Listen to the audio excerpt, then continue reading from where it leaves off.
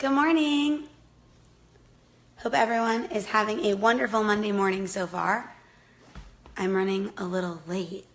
I decided that I need to start planning my outfits in the morning, or like planning my outfits at night instead of picking it out in the morning. I used to do that back in the day.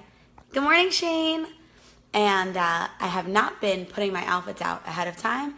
And in the morning, I've been like scrambling. And this morning, I picked out 3 dresses. I like dresses better because then they're like, it's like an outfit. You know, you don't have to like pick out a shirt and a bottom.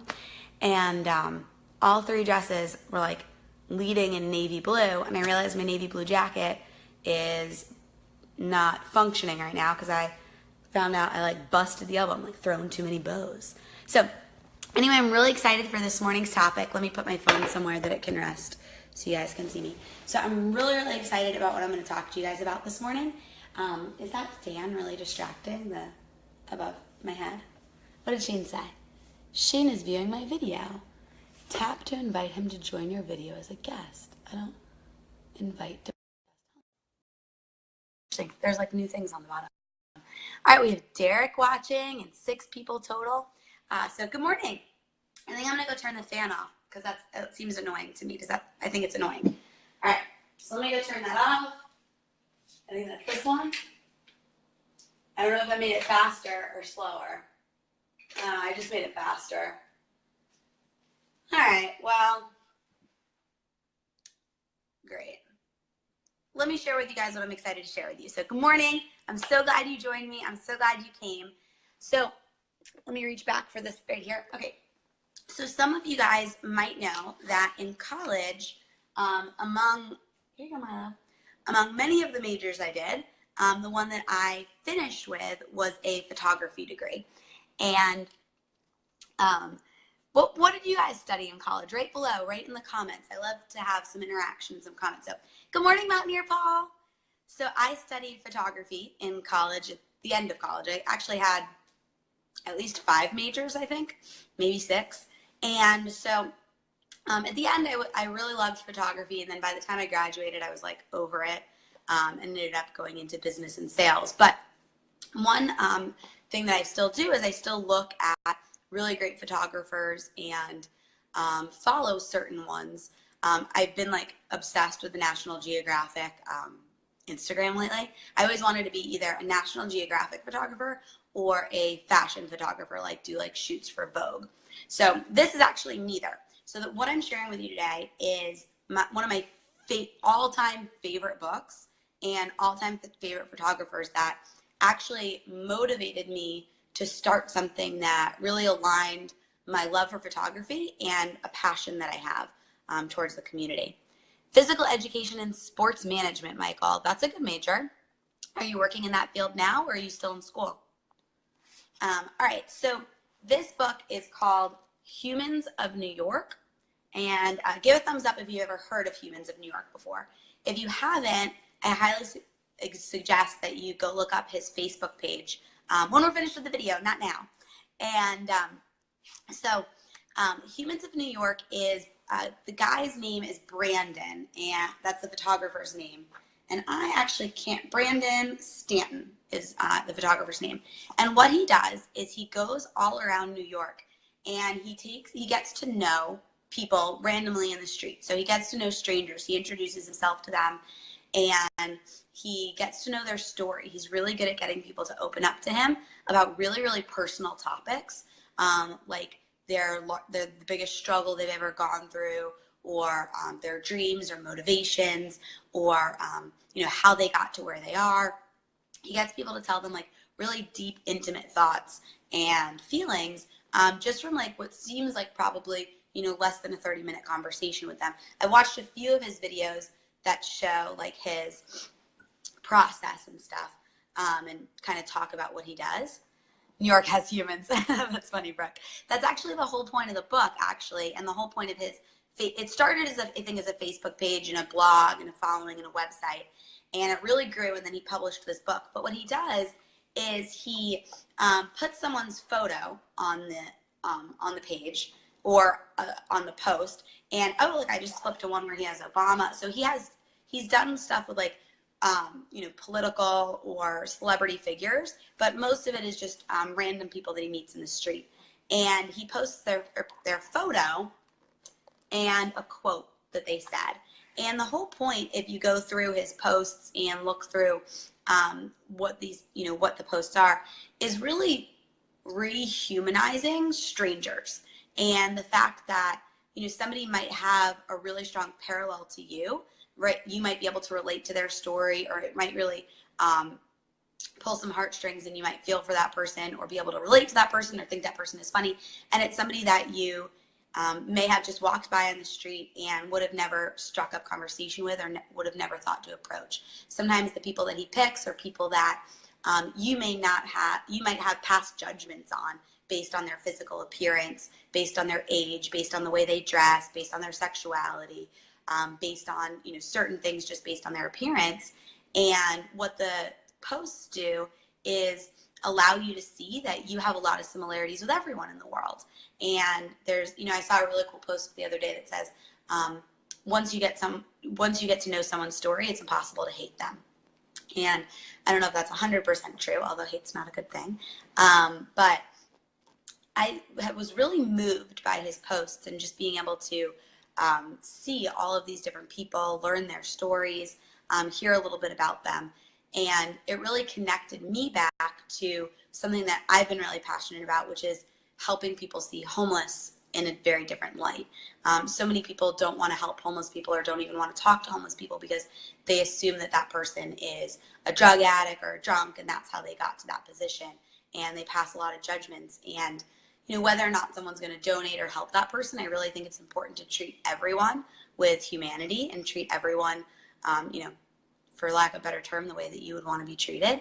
And so one of the things that I've always been really passionate about finding a way to do is rehumanizing the homeless population to people who aren't homeless, and helping them see that, there's certain things about their life or their story that got them to where they are that might not be drugs or alcohol. And even if it was, maybe there was motivating causes for that. And, it's not like other people don't struggle with drugs and alcohol too.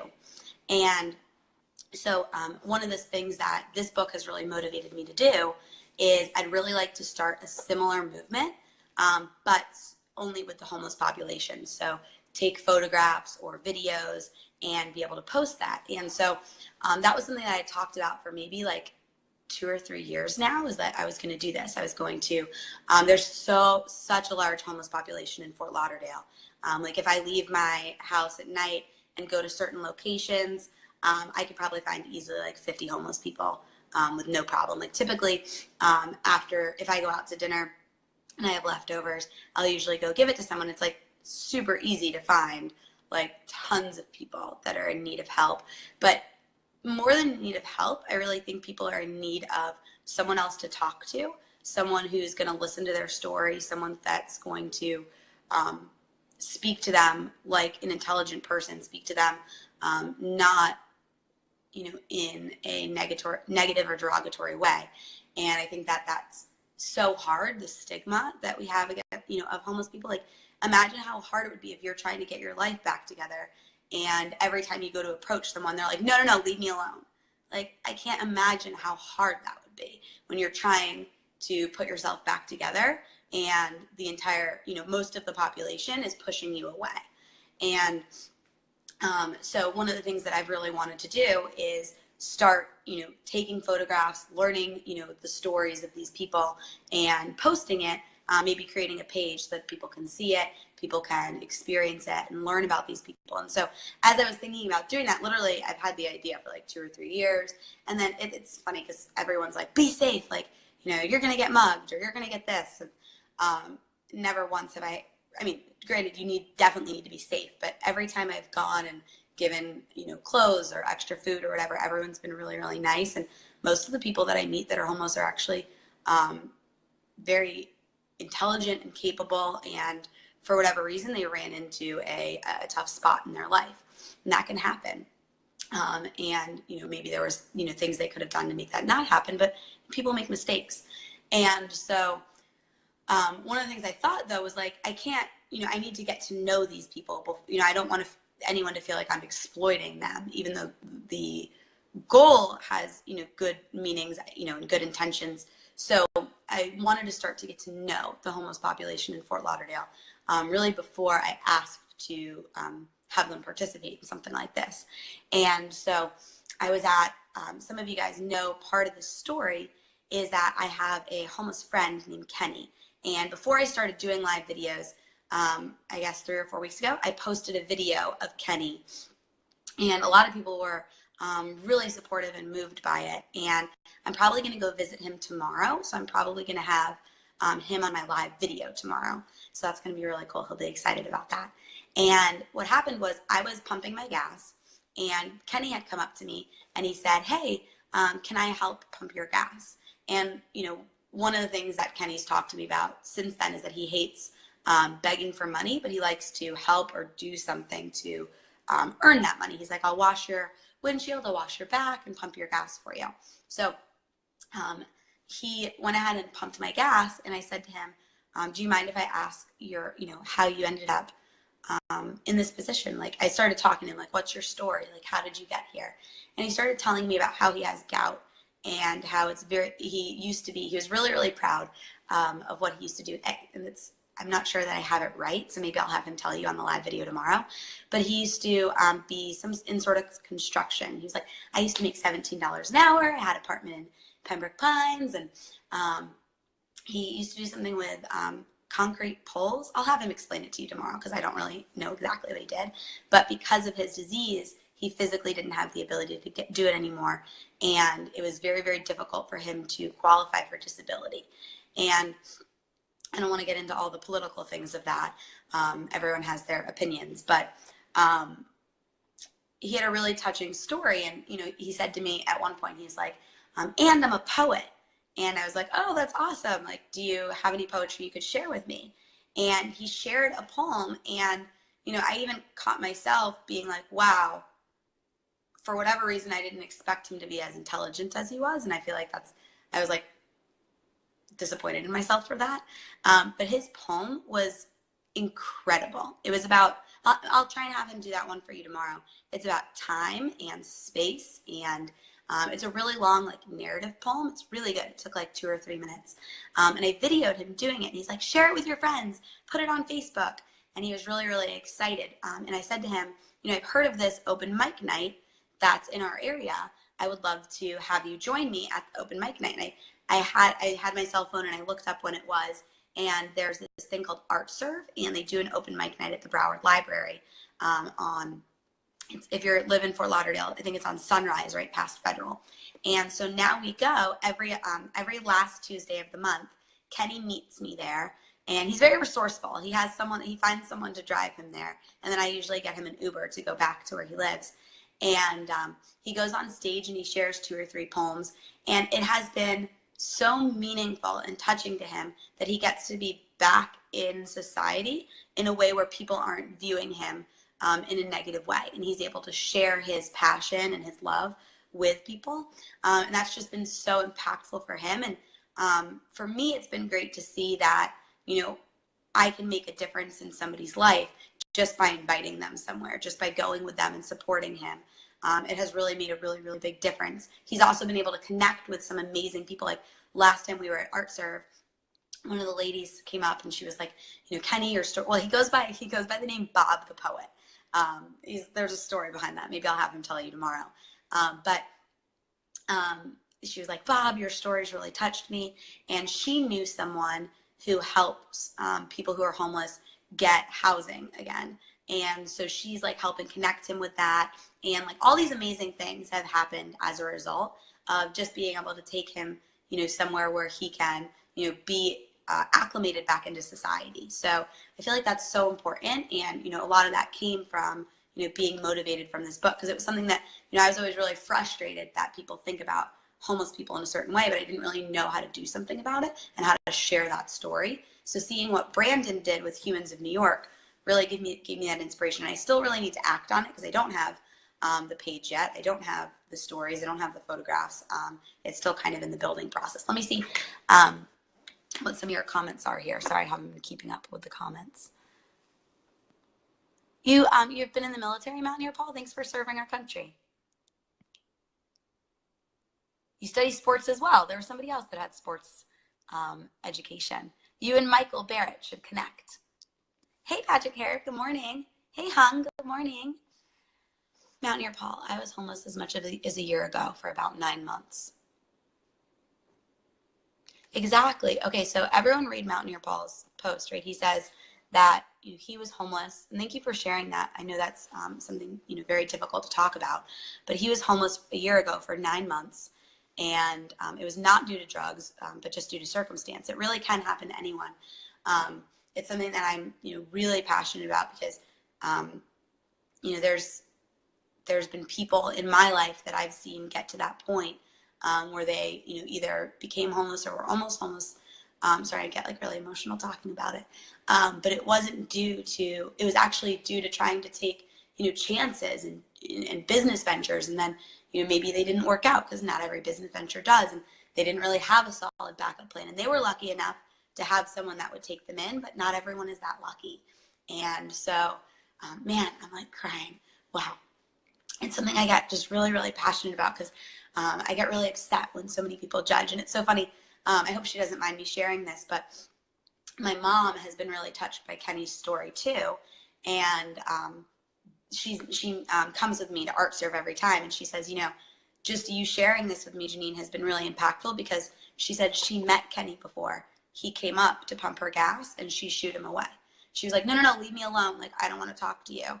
And then now we've gone to dinner with him a few times and gone to Art Serve with him. And she's like, I'm so, I guess embarrassed isn't the right word, but maybe a little bit ashamed that that's how I treated him the first time I met him. And, he's a person, he's going through things, he's in a tough spot.